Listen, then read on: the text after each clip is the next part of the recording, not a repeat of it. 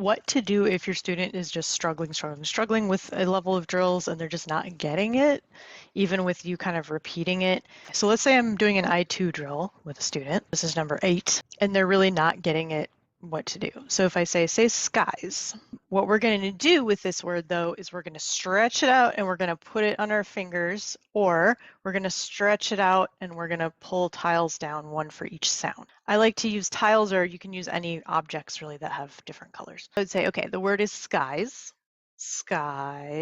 and you would help them stretch it out, and then you would go eyes. Great. Skies. Okay, you've got one for each sound. Now I want you to say skies without z. So find the z and take it away, right?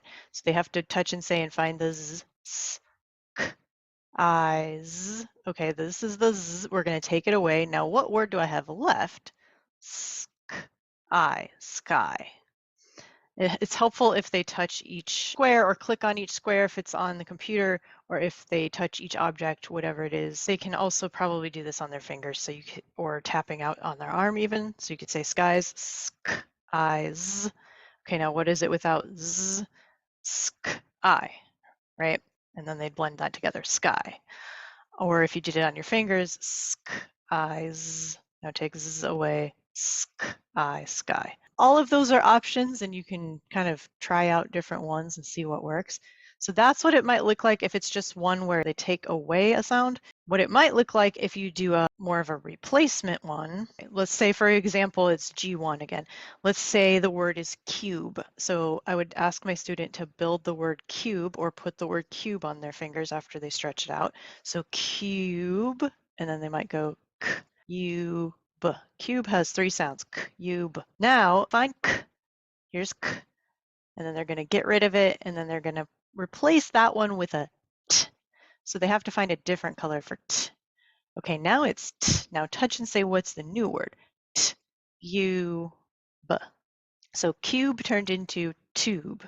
That one maybe wasn't the world's greatest example, because that U sounds slightly different in that word.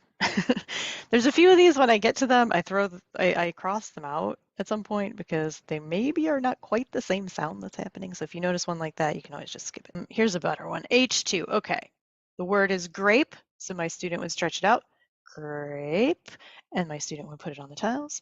Grape. Grape. Wonderful. Now find g. So then my student would find g here, and they would put it back, and I would say replace that with d. Okay, here's d. Now touch and say what's the new word. Drape.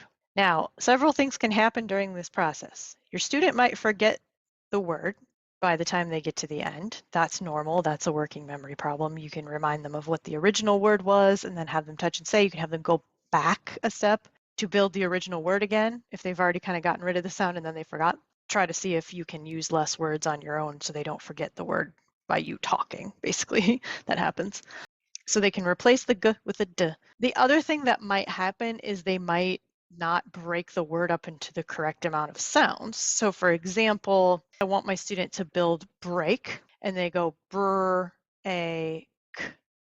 Well, brr is 2 sounds. So I would say, break is supposed to be 4 sounds. That white one is actually 2 sounds. Can you break that up even further, right? So then they would put the white one back. Hopefully they would be able to then figure out is b, r, a, k. Wonderful, that's break, right?